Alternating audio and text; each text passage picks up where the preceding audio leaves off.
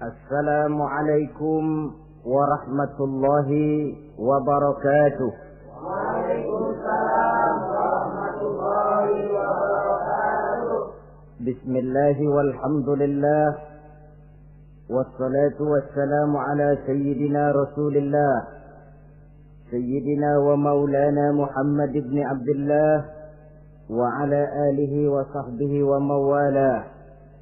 أما بعد سبحانك لا علم لنا إلا ما علمتنا إنك أنت العليم الحكيم لا حول ولا قوة إلا بالله العلي العظيم.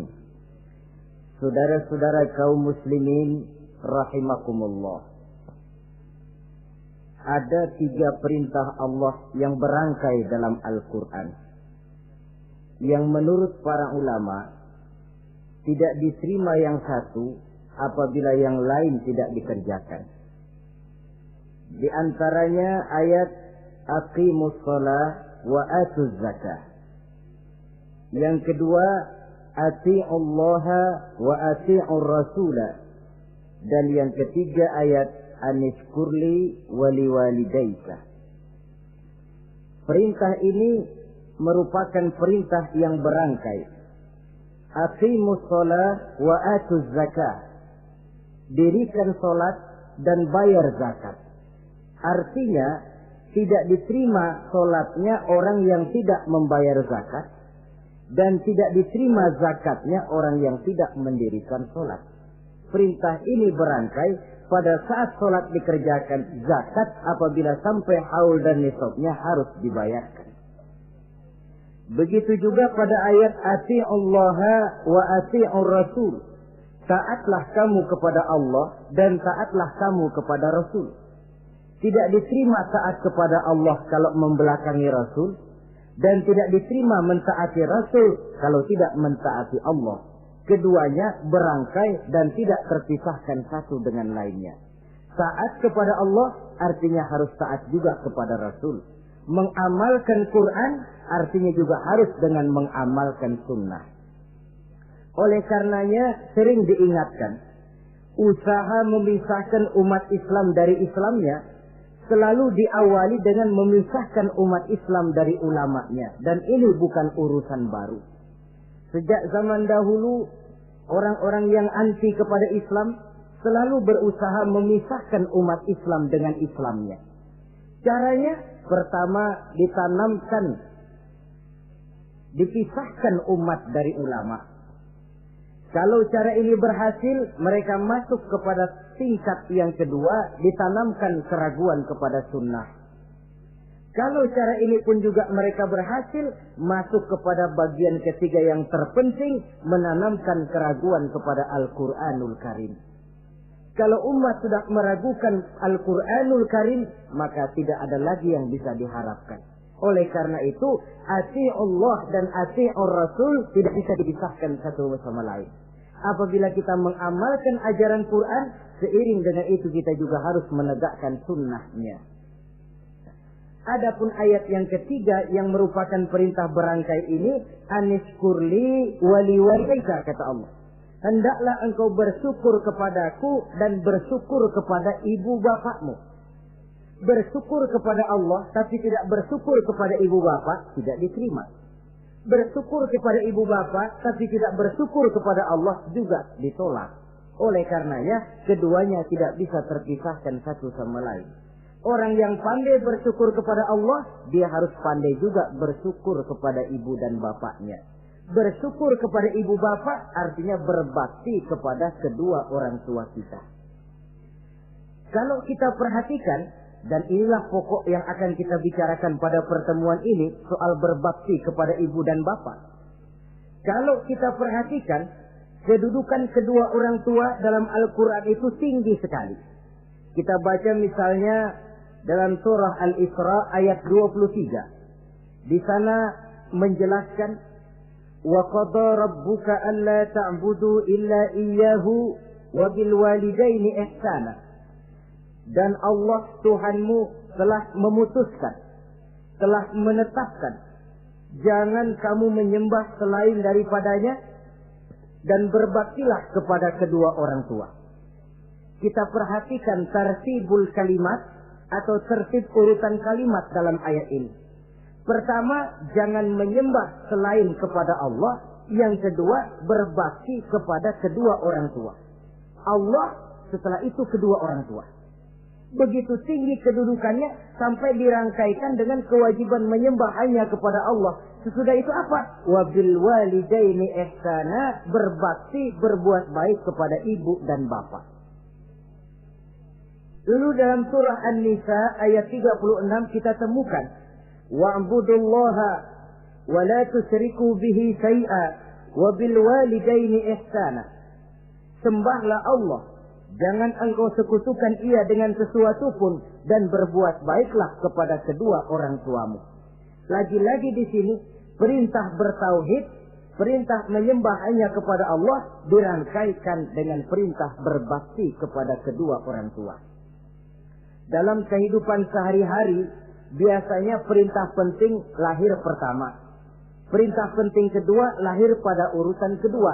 Dari segi prioritas kita bisa melihat tingginya kedudukan kedua orang tua kita di dalam kehidupan ini. Lalu orang tua adalah bapak dan ibu. Keduanya mempunyai peranan yang sangat besar sejak lahirnya kita ke alam dunia ini sampai kita meningkat menjadi anak-anak, remaja, dewasa. Bapak misalnya kita lihat sibuk mencari nafkah. Ia pergi pagi, pulang sore, peras keringat, banting tulang. Karena cita dan harapan agar anaknya kelak hidup lebih baik dari dia sekarang ini. Dan untuk itu dia rela peras keringat, banting tulang. Seolah-olah dia berkata, ayahmu biarlah kaki jadi kepala, kepala jadi kaki, asal kau kelak jadi orang. Yang kadang-kadang setelah kita sang anak ini jadi orang, sering lupa kacang akan kulitnya. Sehingga boleh jadi orang lalu berkata, kalau orang tua kaya, anak jadi raja. Kalau anak yang kaya, orang tua sering jadi budak. Orang tua kaya, anak jadi raja. Apa yang dia mau jadi kenyataan.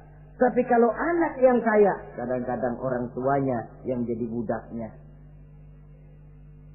Lalu di samping sibuk mencari nafkah, bapak juga memberikan perlindungan dalam kehidupan ini.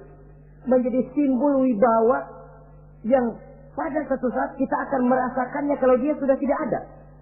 Begitu barangkali kecenderungan orang, seperti kata Imam Al-Ghazali, kamu baru merasa pentingnya suatu nikmat kalau dia sudah hilang dari diri kamu. Kita baru terasa pentingnya sehat kalau lagi sakit. Baru tahu pentingnya gigi kalau lagi sakit gigi. Baru tahu pentingnya telinga kalau lagi budak. Tetapi pada saat normal, kita menganggap itu sesuatu yang biasa. Bukankah keberadaan seorang bapak dalam hidup ini, di samping dia pelindung, juga menjadi simbol wibawa dalam kehidupan di masyarakat. Orang sering berkata, gue bukan takut sama lo, gue segan sama orang tua lo. Masih ada yang disegani, masih ada yang dihormati. Pantas saja kalau kita ambil dari sejarah, ketika baginda Rasul ditinggal wafat oleh Khadijah, oleh pamannya Abu Thalib, gangguan kafir Quraisy makin meningkat. Kenapa? Kemarin-marin mereka mau menghadang Nabi, mau menghantam Nabi, masih mandang Khadijah binti Khuwailid, seorang bekas janda bangsawan. Mereka masih memandang Abu Thalib, orang tua yang disegani. Sekarang dua-duanya sudah tidak ada, apalagi yang mau disegani, hantam saja sudah Muhammad. Itu pun dirasakan oleh pribadi Nabi kita. Saudara-saudara kaum muslimin, apalagi yang namanya ibu, dia lebih banyak menangani kita. Pantas kalau Rasul satu saat ditanya orang, ya Rasul, siapa sih yang paling harus saya taati di dunia ini? Ibumu. Lalu siapa lagi ya Rasul? Ibumu. Kemudian setelah itu siapa ya Rasul? Ibumu. Setelah itu siapa ya Rasul? Bapakmu. Ibu, baru bapak. 3 berbanding 1. Kenapa harus begitu? Kita lihat. Pertama yang namanya ibu, sejak proses kehamilannya sudah istilah Quran hamalathu wahnan ala wahnin. Dia mengandung kita dalam keberatan yang bertumpuk di atas keberatan. Berat kuadrat. Bahkan sebelum itu, sejak ngidam anaknya, ibu kita itu sudah kita siksa. Yang kepengen dimakan, yang bukan-bukan. Muntah, nggak karu-karuan. Keinginan yang tidak musim. Sampai ketika terjadi proses kehamilan. Dari hari ke hari hamilnya makin lama, makin berat, makin lama, makin besar. Kemana-mana dibawa. Belum pernah ditaruh. Ah, ini berat, mau ke pasar, taruh dulu sebentar. Tidak. Itu ya, saudara. Orang hamil itu ya. Saya sendiri alhamdulillah belum pernah hamil. Tapi kalau kira-kira 2 kilo, itu ada itu. Umpama pengen ngerasain, cari kelapa yang beratnya kira-kira 2 kilo, gantung di perut kemana-mana bawa. Apa enak kayak begitu itu? Kehamilannya makin lama makin besar, makin lama makin besar. Tidurnya pun sudah serba sulit dan serba salah. Sampai dia kepada saat kelahirannya, saat melahirkannya, berhadapan dengan 2 pilihan. Kalau tidak hidup, mati. Dan seorang suami tidak pernah menghadapi saat-saat kritis macam gitu. Paling-paling waktu istrinya melahirkan, dia cuma nungguin di depan pintu. Bingung, gelisah, tapi masih sempat ngerokok. Si istri sudah pasrah berhadapan dengan kalau tidak hidup, mati. Saudara hadirin yang saya hormati, dalam pilihan itu dia lahirkan anaknya ke alam ini. Dan maha adil Allah. Andai kata pun seorang perempuan kalah dalam perjuangan ketika melahirkan anaknya, dia meninggal, dia mendapat pahala seperti orang yang mati syahid. Sebab orang mati syahid itu ada 3 macam. Ada syahid dunia akhirat. Ini orang yang pergi perang membela agama, niatnya karena Allah, dia gugur di medan perang, syahid dunia akhirat. Tidak usah dimandikan, dikafankan, disolatkan, dikubur dengan pakaian yang dia pakai, yang berlumur darah itu. Yang kedua, ada orang mendapat syahid akhirat. Artinya, mendapat pahala seperti pahalanya orang yang mati syahid. Tetapi jenazahnya tetap wajib diurus seperti biasa. Dimandikan, dikafankan, disolatkan. Hanya pahalanya seperti pahala orang mati syahid. Siapa mereka? Al-Gharik. Orang yang mati tenggelam, kelelep di kali, itu mati syahid. Syahid akhirat. Apalagi sahibul hadmi. Orang yang tertimpa benda keras secara mendadak, mati syahid. Syahid akhirat. Di dunianya tetap wajib diurus seperti biasa. Saudara lagi jalan enak-enak ketiban batu 2 ton. Mati, mendapat pahala syahid akhirat. Tapi jangan diniatin. Kalau diniatin, saya mah pilih kelelep aja dah. Lalu nyebur ke kali, mati syahid. Tidak. Konyol malah itu, bunuh diri namanya. Nah, di antaranya yang mati syahid itu perempuan yang meninggal pada saat melahirkan anaknya. Tapi masalah kita dalam pilihan antara hidup dan mati, dia lahirkan anaknya ke alam ini.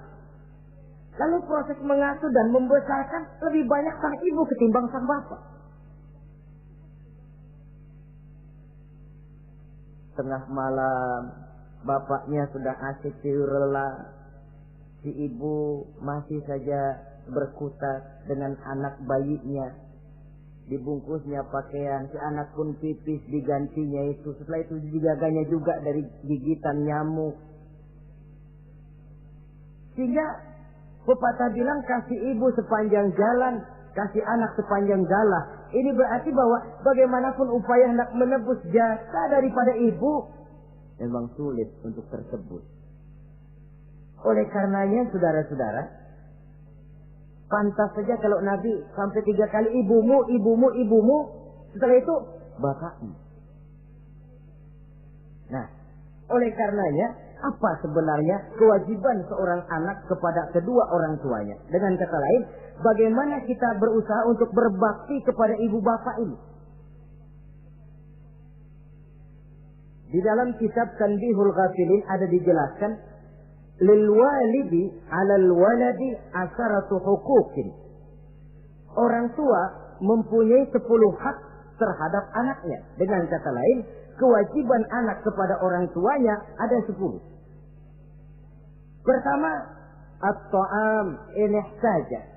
Memberikan kedua orang tua makan kalau dia keduanya memerlukan makanan. Malah yang lebih ideal dia usahakan agar makanan yang diberikan kepada kedua orang tuanya lebih baik dari yang dia makan sendiri.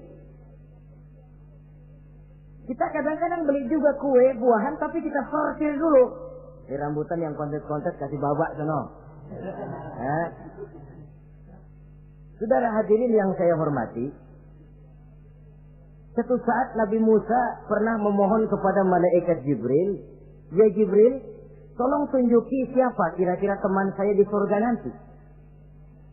Lalu Jibril mohon kepada Allah, Allah memberitahu Jibril kasih tahu Musa, temannya di surga nanti tukang daging di pasar, jualannya di pojok parasnya begini-begini, semin. Nabi Musa ingin tahu apa keistimewaan tukang daging ini, kok akan jadi teman saya di surga nanti. Dia samperin, "Assalamualaikum." "Waalaikumsalam." Lalu kenalan. Setelah datang waktu pulang, Nabi Musa ikut ke rumah tukang daging ini. Diambil daging, sampai di rumahnya, itu daging dia rebus. Dia rebus, matang, dia hidangkan kepada ibunya yang sudah tua renta, disuapinya ibunya. "Tiap hari kamu kerjakan ini?" "Tiap hari," kata si anak tadi. "Saya beri makan kedua orang tua ibu saya yang sudah tua renta itu." Si ibu setelah disuapin oleh anaknya berdoa, "Allahumma ja'al ibni jalisa Musa fil jannah." Ya Allah, jadikanlah anak saya ini teman Nabi Musa di surga nanti. Amalan si anak cuma nyuapi ibunya, tapi doa ibunya itu yang dijawab dan diterima oleh Allah. Si ibu berdoa, "Ya Allah, anak saya ini jadikan teman Nabi Musa di surga nanti." Allah kabulkan doa ibu yang tiap hari disuapi diberikan makan oleh anaknya. Jadi taruhlah kita sebagai anak ini, ibadah kita barangkali menyebabkan doa kita belum begitu diterima oleh Allah. Permohonan kita barangkali masih nyangkut di langit. Tapi jika kita bisa menyenangkan hati ibu bapak kita yang mendoakan kita, insya Allah makbul. Sebab orang tua itu doanya makbul, sumpahnya juga manjur. Kalau ibu sudah berkata, "Nak, air mata yang tertumpah terurai untuk mengasuh dan membesarkanmu, nak. Air susu ibu yang kau minum sampai kau tumbuh menjadi dewasa semacam ini, seluruh cucuran keringat dan jerih payah ibu rela, nak. Mudah-mudahan kau jadi orang berguna. Insya Allah hidup ada berkahnya."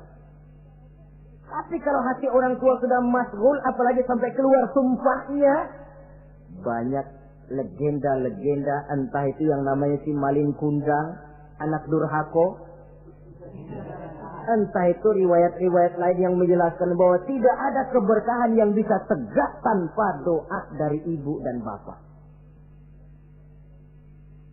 Saudara-saudara kaum muslimin yang saya hormati, memberikan makan kepada kedua orang tua. Sekarang kalau kedua orang tua mampu bagaimana? Tidak jadi soal.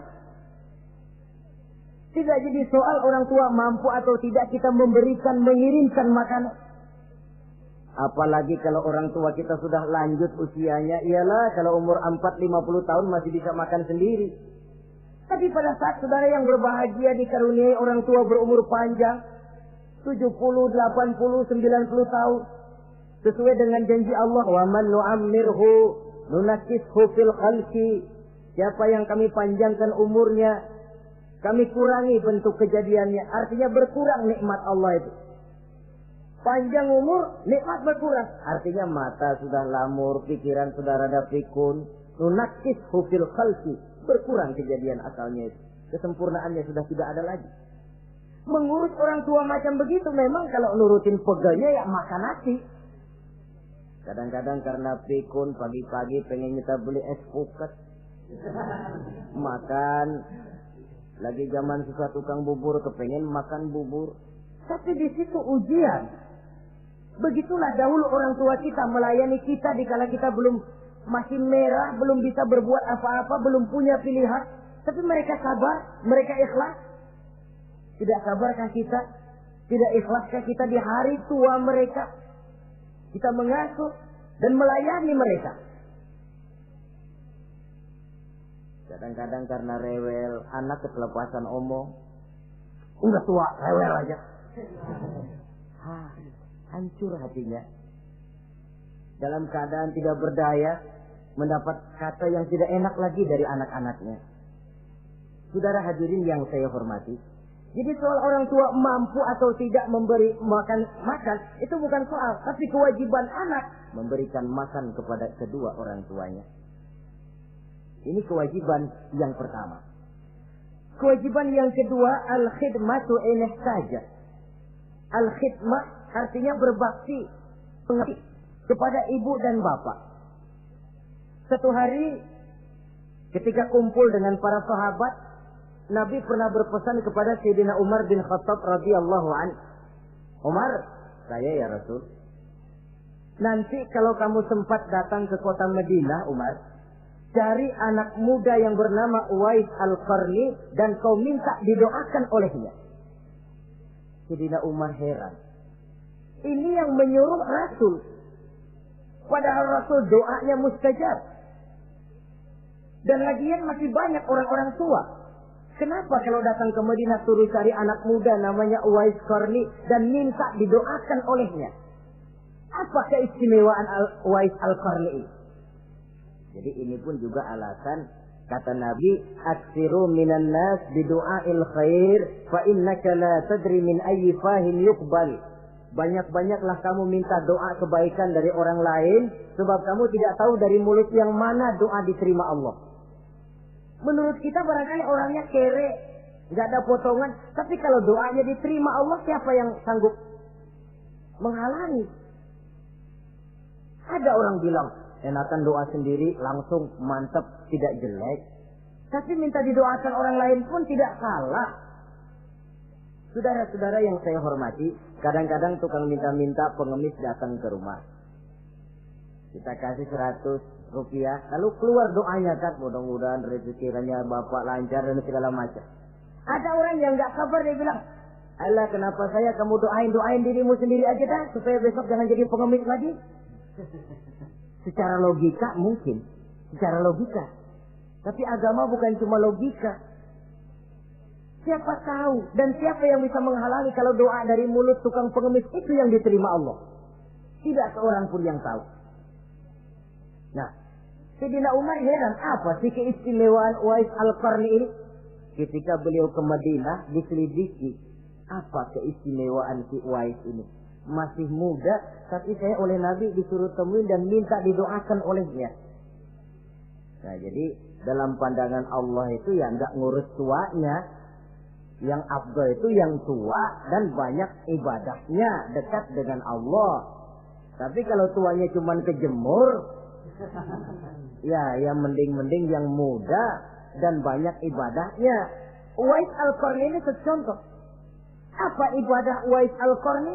Ternyata dia seorang anak yang sangat berbakti kepada ibunya.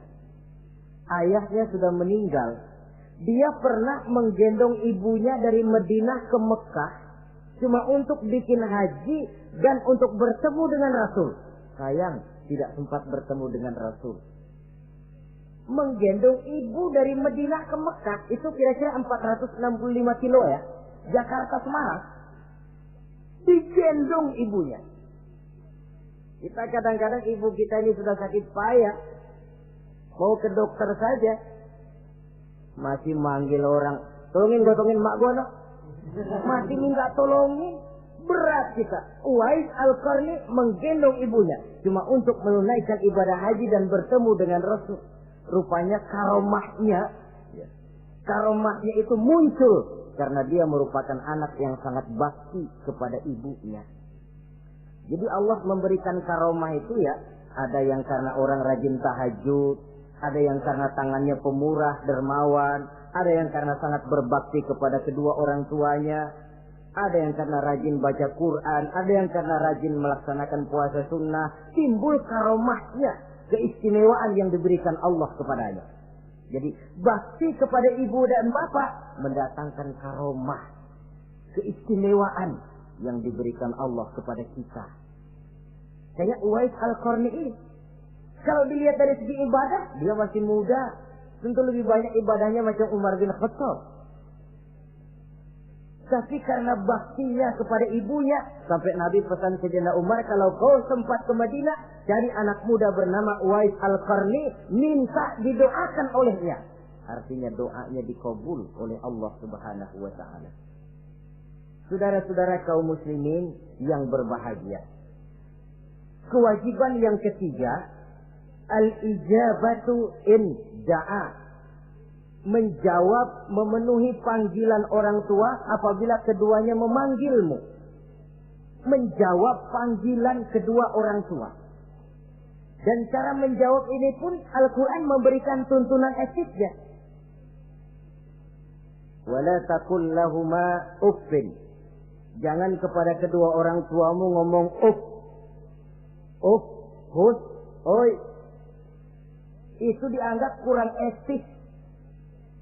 Saudara hadirin yang saya muliakan, menjawab panggilan orang tua merupakan kewajiban anak dan merupakan hak dari orang tuanya. Dia berhak untuk dijawab panggilannya dan anak berkewajiban untuk menjawab panggilan orang tuanya. Mari kita ikuti satu riwayat bahwa ada seorang anak muda yang soleh, tekun melaksanakan ibadah, namanya Jurayj. Satu hari Jurayj ini sedang sholat sunnah. Ketika dia sedang sholat itu, ibunya manggil, Jurayj, kan? Jurayj, sini sebentar. Ibunya rupanya tidak tahu kalau Jurayj sedang sholat. Mendengar panggilan ibunya, Jurayj bimbang dalam hati. Allahumma ummi am sholati. Ya Allah, sembahyang saya terusin atau panggilan ibu yang saya jawab? Saya sholat sunnah, tapi menjawab panggilan ibu wajib. Mana ini? Bimbang. Dia, ibunya manggil lagi, Jurayj ta'ali, Jurayj sini. Makin bimbang. Allahumma ummi am sholati. Ya Allah, yang mana? Sholat terus atau menjawab panggilan ibu? Rupanya dia pilih sholat terus, saudara-saudara. Dia tidak jawab panggilan ibunya.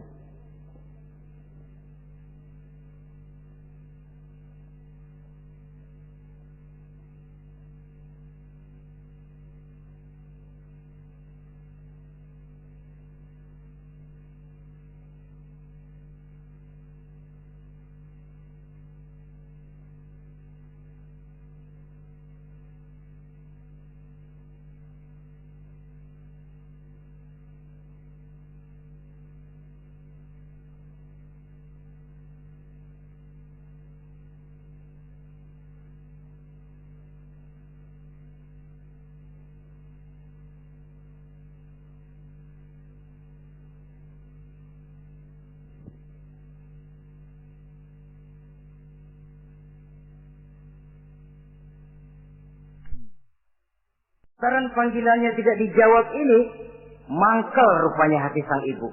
Ya Allah, Jurayj ini, saya lahirkan dia antara pilihan hidup dan mati. Saya asuh dan saya besarkan dia. Cuma saya panggil tidak mau menjawab, sakit hati saya. Keluar katanya, ya Allah, jangan mati Jurayj sebelum dia bertemu orang jahat. Nah, berlalulah riwayat ini.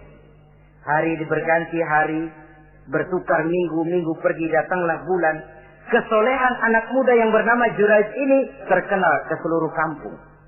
Dan biasa, kalau ada orang yang soleh, apalagi dia masih muda, yang usil banyak. Dan yang usil ini selalu berusaha mencari jalan bagaimana menghancurkan Jurayj ini. Saudara hadirin yang saya hormati, akhirnya mereka begini aja. Jurayj kan masih muda, kita goda pakai harta. Ah, tidak mungkin. Jurayj itu bukan orang yang mata duitan, dia tidak akan luluh oleh harta. Kita tawarkan kedudukan, juga tidak bisa. Begini saja. Dia kan masih muda tuh. Iya. Umpanin perempuan aja dah. Kirim cewek yang agak kece.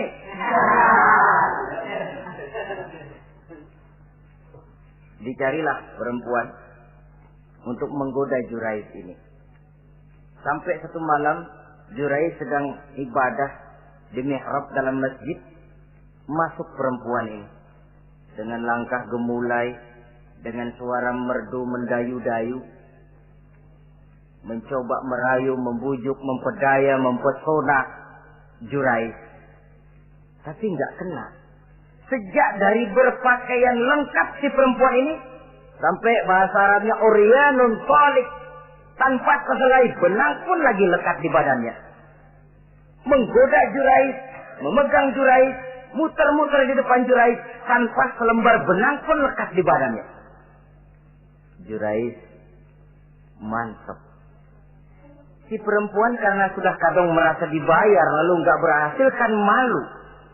Akhirnya dia keluar dari masjid, dia pergi ke sebuah kampung, di sana dia berzina dengan seorang pengembala kambing.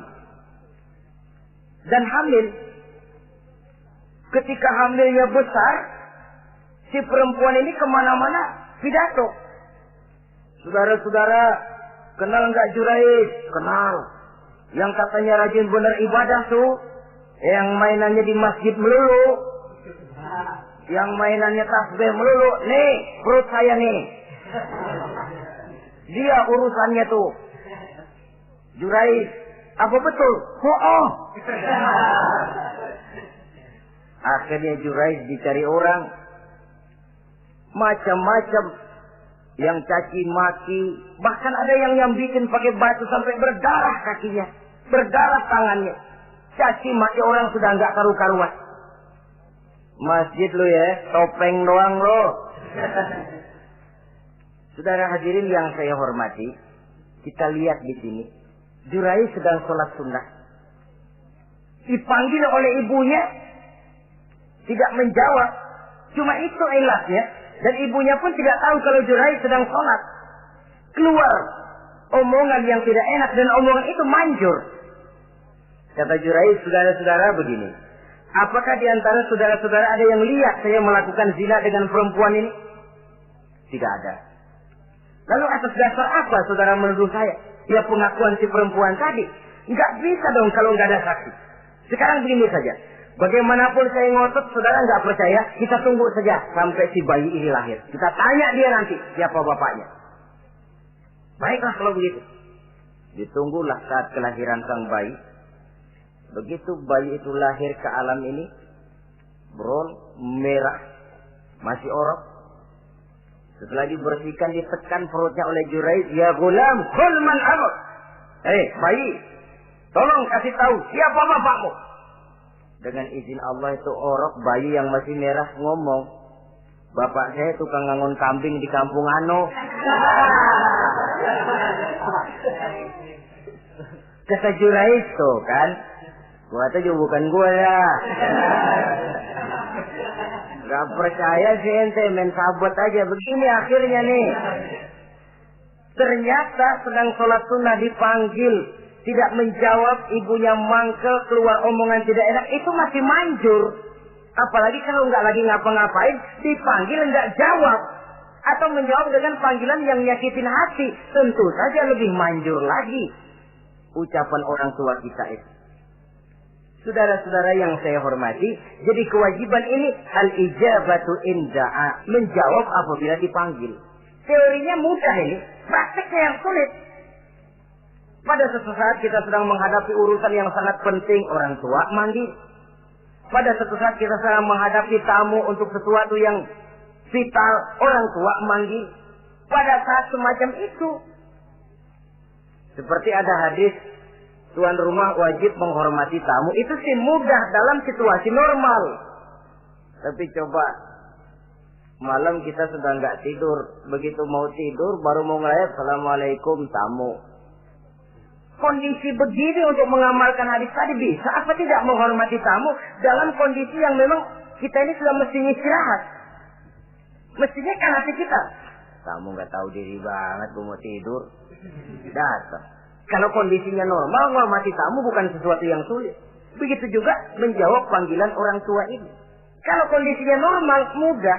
Tapi dalam kondisi di mana kita berhadapan dengan pilihan ini atau ini, di situ akan kelihatan bakti anak kepada kedua orang tuanya.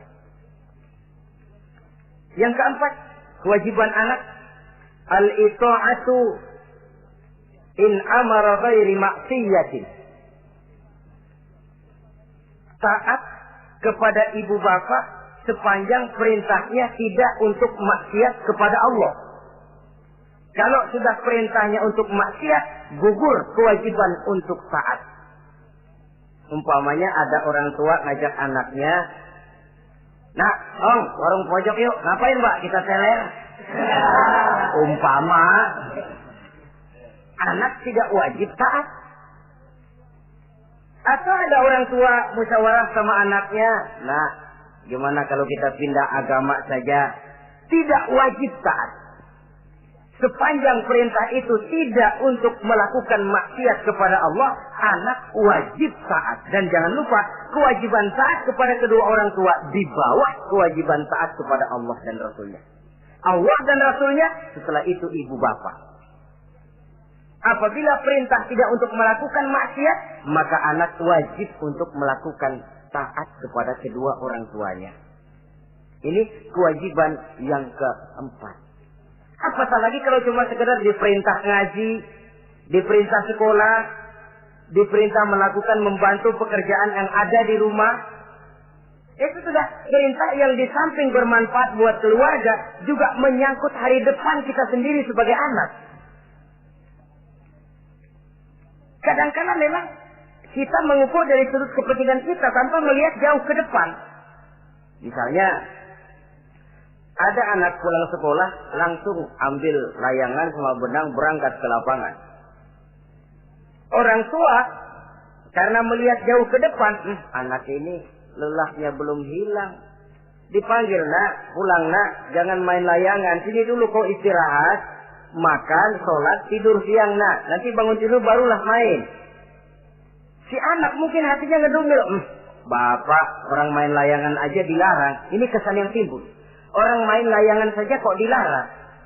Padahal larangan ini adalah untuk kemanfaatan dan kemaslahatan si anak itu sendiri. Tapi anak tidak mau mengerti. Yang dia tahu, dia dilarang main layangan. Itu cuma karena pandangannya yang tidak jauh menerawang ke depan. Pepatah bilang, sekejam-kejamnya macan tidak ada yang makan anaknya sendiri. Artinya, bagaimanapun kondisinya, orang tua itu tidak ada yang akan sampai untuk menyengsarakan anaknya. Saudara-saudara kaum muslimin rahimakumullah. Jadi yang keempat, kewajiban untuk taat sepanjang tidak melakukan maksiat kepada Allah Subhanahu wa taala. Yang kelima, at-takallum ma'ahu bil-lin. Apabila bercakap-cakap dengan kedua orang tua, hendaklah dengan tutur kata yang lemah lembut. Wala tanharhuma wala taqul lahuma uffin wa qul lahuma qawlan karima. Jangan membentak, jangan uff saja, hus saja, itu sudah tercela dan tidak boleh menurut ajaran agama. Apatah lagi sampai membentak, maaf, apalagi sampai melakukan tindakan kekerasan. Menendang orang tua, na'udzubillah, summa na'udzubillah. Memukul orang tua sendiri, Allah karim. Orang tua yang menyebabkan secara zahir keberadaan dia ke alam ini, sampai hati ditendang, dipukul, dibangsat-bangsati. Tidak ada kedurhakaan yang lebih berat selain daripada kedurhakaan kepada kedua orang tua sesudah orang menyekutukan Allah. Sehingga pantas kalau Nabi memberikan vonis, ridullah fi ridul walidain wa suhtullah fi suhtil walidain. Keredoan Allah di dalam keredoan ibu bapak, dan murka Allah pun berada dalam kemurkaan ibu bapak. Ibu bapak ridho, Allah insya Allah ridho. Ibu bapak murka, Allah murka. Jadi kebahagiaan apa yang bisa kita tegakkan dalam hidup tanpa restu dan doa kedua orang tua kita?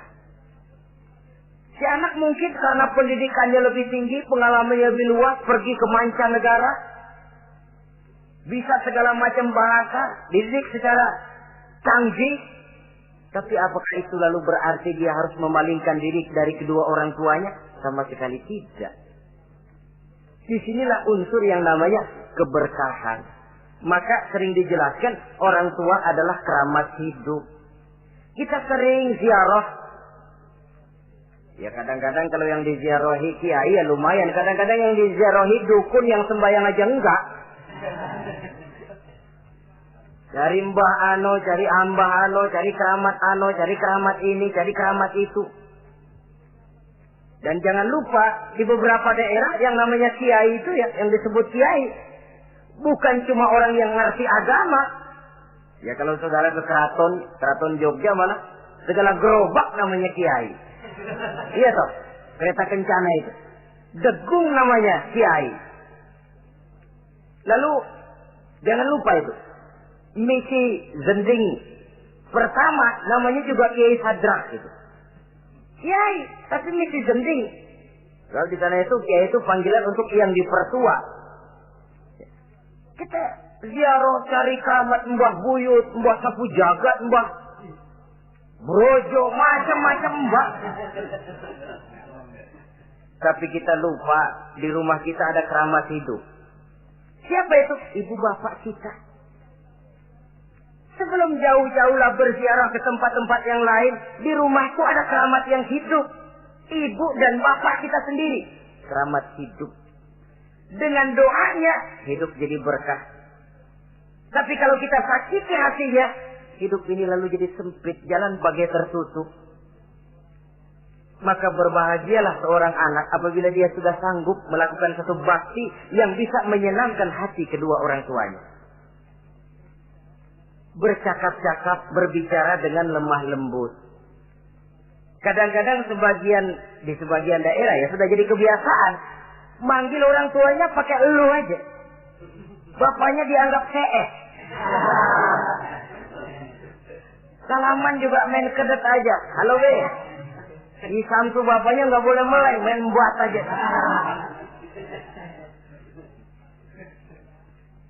Dari panggilan saja, saudara hadirin yang saya muliakan, sudah memberikan cermin. Sebab bahasa adalah cermin dari pribadi orang. Kalau kepada orang tua kita sendiri kita memakai bahasa yang kasar, cermin bahwa pribadi kita memang pribadi yang kasar. Jadi pantas kalau agama mengatakan, apabila kedua orang tuamu sudah mencapai usia lanjut, wala tanharhuma, jangan membentak, wala taqul lahuma uffin, jangan berbicara uff, wa qul lahuma qaulan karima, sampaikan berbicara kepadanya dengan qaulan karima, kata-kata yang mulia, bukan kata-kata yang bagus dan indah diminta, qaulan karima, kata-kata yang mulia. Ya Allah, luhur, indah betul bahasa Quran ini. Berbicara kepada kedua orang tua dengan kata-kata yang mulia. Jadi sekedar, itu saja tidak boleh, konon lagi sampai membentak. Termasuk orang tua ini yang mertua. Kalau orang tua kan tiga loh. Orang tua yang menyebabkan kita lahir ke dunia, ibu bapak kita. Orang tua yang mempercayakan anaknya kepada kita, mertua kita. Dan orang tua yang mendidik kita, guru kita. Ketiganya berfungsi orang tua. Kewajiban ini juga berlaku. So, mertua kan cuma sekedar istilah. Pada hakikatnya dia adalah orang tua kita juga. Jangan lalu berbeda karena cuma dia bapaknya istri kita. Sama saja. Kalau kepada orang tua sendiri menghormati, lalu kepada mertua kita kurang begitu perlu, itu sudah satu sikap yang tidak adil. Tentu itu akan menyakiti hati istri. Atau kalau dia istri, akan menyakiti hati suami. Berkata dengan kata-kata yang mulia. Saudara-saudara, yang keenam, in ihtaja ilal kiswah kasahu in qadar 'alaiha. Kalau dia perlu pakaian, berikan pakaian walaupun dia sendiri mampu membeli. Nah, antarin bapak beli kacamata yuk. Ayo pak, Sudah sampai di toko kacamata, bayar oleh anaknya. Walaupun si bapak punya duit dan si bapak yang ngajak beli, kewajiban anak, bayarin. Jangan mentang-mentang bapaknya cuma minta dianterin, bener-bener nganterin. Bapaknya ngeluarin dompet cuek aja. Mana ada kembalinya, Pak? Wah, kembalinya ditarik. Ya, kalau anak belum punya penghasilan ya wajar. Yang kita maksud di sini, anak sudah mandiri dan punya penghasilan yang memadai, bahkan mencukupi untuk membantu orang tuanya. Saudara hadirin yang saya muliakan, dan ini juga kalau memang bisa, seharusnya orang tua kita pakaikan yang lebih baik dari yang kita pakai sendiri. Kalau bisa. Sebab nantinya sikap kita kepada orang tua kita itu akan jadi bahan bibir di masyarakat. Ya, dia enak-enakan orang tuanya begitu aja ya. Mungkin di depan kita orang tidak bicara, tapi di belakang kita kok tegel ya, kok sampai hati ya. Dia enak-enakan berdiri di Menara Gading, tapi orang tuanya tiap hari kerja begitu berat. Saudara hadirin yang saya hormati, sekali lagi, di depan kita orang mungkin tidak berani bicara, tapi di belakang itu akan jadi buah bibir. Ini dari segi kita memelihara muru'ah. Yang ketujuh, al-masyu khalfuhu. Kalau jalan, mengiring. Artinya, di belakang orang tuanya. Ini adabnya. Adab berjalan. Saudara yang saya hormati, ini yang dicontohkan oleh baginda Rasul. Jika berjalan dengan orang-orang tua, beliau belakangan. Kenapa? Ini merupakan simbol penghormatan kita kepada orang yang lebih tua daripada kita. Tidak mentang-mentang karena pendidikan lebih tinggi, merasa dirinya lebih tahu, lebih pengalaman, selonong boy. Orang tua tahu apa sih? Ngir. Waduh, hebat.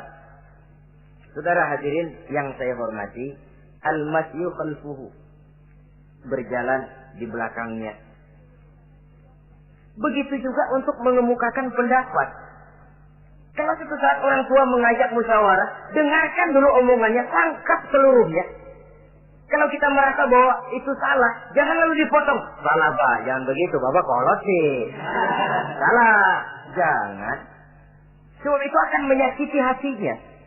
Kalau hatinya terluka, itu sudah merupakan suatu dosa. Melukai hati kedua orang tua. Kalau toh dianggap kita diminta mengemukakan pendapat, kemukakan pendapat itu. Kalau menurut saya sih begini. Dan itu memang orang tua yang bijaksana. Dia juga tidak cuma memaksakan pendapatnya, tapi juga minta pendapat dari si anak. Ada timbal balik. Sistemnya komunikasi keseimbangan. Inilah makna ucapan Nabi. Bukan termasuk golonganku, kata Nabi. Orang tua yang tidak sayang kepada anak muda. Dan orang muda yang tidak menghormati orang tua. Bukan golonganku. Jadi seimbang tuh. Yang tua sayang yang muda hormat yang tua. Tapi yang tua jangan minta dihormati. Ini kewajiban orang muda, hormati. Kewajiban yang tua apa? Sayangi yang muda. Jangan mentang-mentang yang muda harus menghormati yang tua. Lalu yang tua minta dihormati, gila hormat. Tuakan tuaan lo, kalau salaman sama gue cium tangan ya. Pokoknya kalau lo nggak nanya, gue nggak nanya. Mentang-mentang tua lalu pasang tarik. Tidak, malah kalau menurut tradisi Islam ya, tradisi Islam saya katakan, Nabi itu siapapun yang beliau temui, beliau yang pertama kali memberi salam. Sebab bila dua orang muslim ketemu, yang terbaik adalah yang pertama ngasih salam. Si A, si B ketemu. Siapa yang paling baik di antara keduanya? Yang duluan ngucap salam. Jadi berebut ngucap salam. Kita zaman sekarang kadang-kadang kita sudah assalamualaikum yang nyautin kayak sirawan. Mukanya pakai ditekuk. Kita sudah yang muda mau menghormati, yang tua malah gila hormat. Yang muda jangan cuma minta disayangi, tapi nggak sanggup menghormati yang tua. Sistem keseimbangan. Yang tua sayang yang muda hormat kepada yang tua. Kalau ini terwujud, nikmat kehidupan bermasyarakat ini. Kadang-kadang kan pincang, yang tua nggak sayang sama yang muda. Ada bakat-bakat terpendam yang mau maju dianggap saingan. Kalau yang begini maju rusak gua nih. Lalu diseken. Lalu yang muda pun karena merasa pendidikan lebih tinggi, pandangan lebih luas, nyelongcong jadinya. Kurang ajar sama yang tua. Timbul gap, timbul misunderstanding, salah pengertian. Kalau sudah begitu, kesatuan dan persatuan sulit diwujudkan. Maka usaha pun lalu tidak seperti yang seharusnya. Saudara-saudara yang saya hormati, yang ke-8 sekarang, kewajiban anak itu apa? Al-irda'u lahu bima radiya li nafsihi. Mencari keredoan dari orang tua tentang sesuatu yang dia ridho. Artinya, orang tua kita senang apa? Kita berusaha senang itu. Mengukur orang tua itu dengan diri. Ukurannya diri. Yang orang tua kita senang, kita berupaya senang. Orang tua kita senang ngaji, berusaha kita untuk senang hadir di majelis taklim. Orang tua kita senang baca Quran, kita juga berupaya senang baca Quran. Sebab yang paling membesarkan hati orang tua sesungguhnya tidak lain kalau dia melihat anaknya ini sesuai dengan yang dia harapkan. Oh, kalau sudah begitu orang tua itu cucuran keringatnya, peras keringat banting tulangnya, jibakunya, rasanya hilang capeknya. Kebahagiaan orang tua tidak cuma kalau anaknya jadi kaya lalu mengantarkan makan, minum, buahan, peralatan yang serba lengkap. Tidak. Lebih dari sekedar itu orang tua berharap dia bisa menerima pensiunan pahala dari meninggalkan anak yang soleh. Alangkah indahnya jika orang tuanya nanti wafat meninggalkan alam ini, anak-anaknya mengurung bumi di sekelilingnya, memimpin orang tuanya membacakan syahadat. Anak-anaknya juga yang memandikan, anak-anaknya yang menyolatkan, anak-anaknya yang menurunkan dia ke liang lahat, anaknya yang mendoakan. Alangkah nikmatnya orang tua macam itu. Tapi kan langka. Di samping karena memang orang tua kurang mengarahkan, anak pun kurang perhatian ke arah itu. Begitu bapaknya mati, ambil mana ambil, suruh mandiin. Akan lebih baik kalau anaknya yang mandiin. Tangga panggil nyembayangi, anaknya malah nonton dari jauh, nggak ikut nyembayangin, mau kok tegel. Kenapa nggak ikut nyembayangin? Ya nggak bisa sembayangnya. Ya kalau macam Abu Nuwas dulu nggak bisa, masih ada akal. Ikut sembayang jenazah. Dia nggak tahu kalau sembayang jenazah itu cuma diri, nggak pakai ruku, nggak pakai sujud. Imam takbir dia takbir, begitu takbir kedua dia kira ruku dia. Habis takbir lagi sujud. Orang-orang gak ada yang sujud. Bingung. Selesai ditanya dia, Abu Nawas kenapa tadi pakai sujud? Dia bilang ini mayit dosanya kebanyakan.